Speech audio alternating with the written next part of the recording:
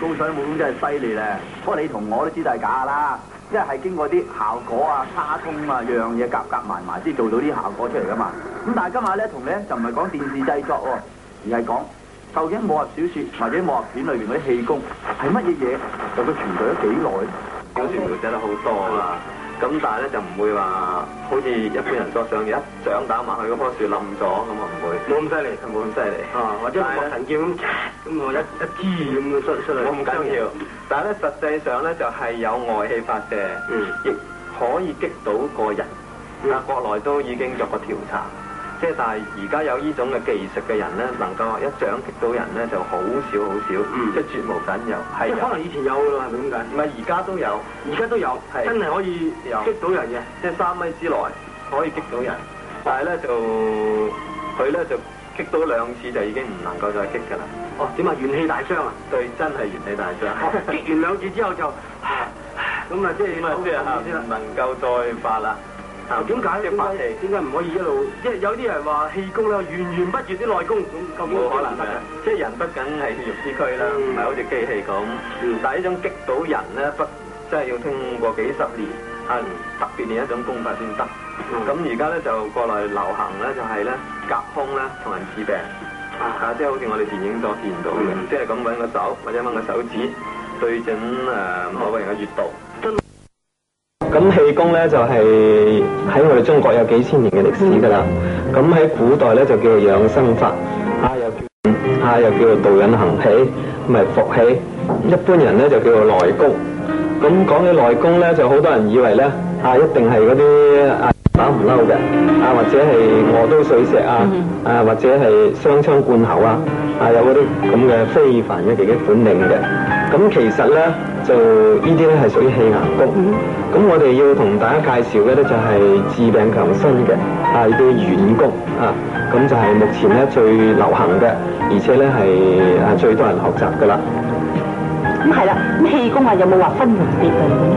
有氣功咧其實咧就喺形式上分咧，就正話講啦，有硬功、軟功兩大類啦。喺形態上分咧，就有呢個動功同埋靜功兩種。所謂動功咧就係練習嘅時候咧，就有各種嘅動作配合呼吸嘅。咁而係靜功咧就係當你固定咗一定姿勢咗之後咧，就係靜止唔動嘅，所以叫靜功啦。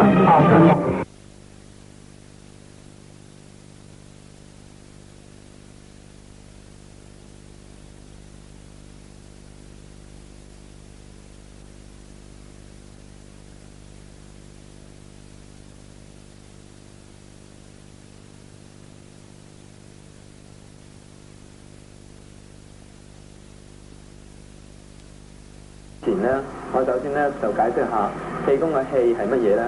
氣功嘅氣咧其實有幾種意義嘅。第一個咧就係講天地之氣啦，就係我哋呼吸嘅空氣啦。第二個講咧就係我哋俗語所講嘅人心補氣嘅氣啦，即係代表臟腑嘅功能同埋動力嘅。譬如好似話心氣胃氣肺氣肝氣呢啲咁樣。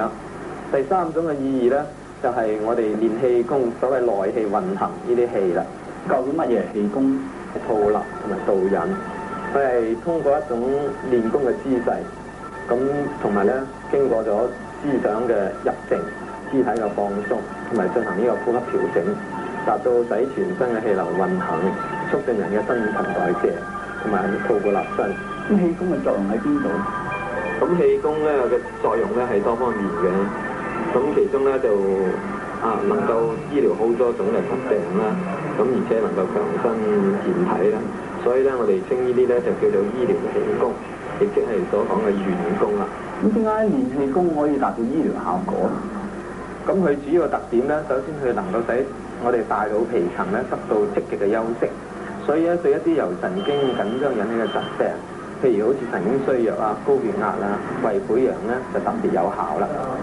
另外一個氣功嘅最主要作用咧就係內按摩作用，佢就能夠通過呼吸嘅鍛鍊，好似腹式嘅呼吸同埋二手丹田嘅作用，能夠有效按摩我哋嘅內臟，從而咧就促進我哋消化嘅分泌。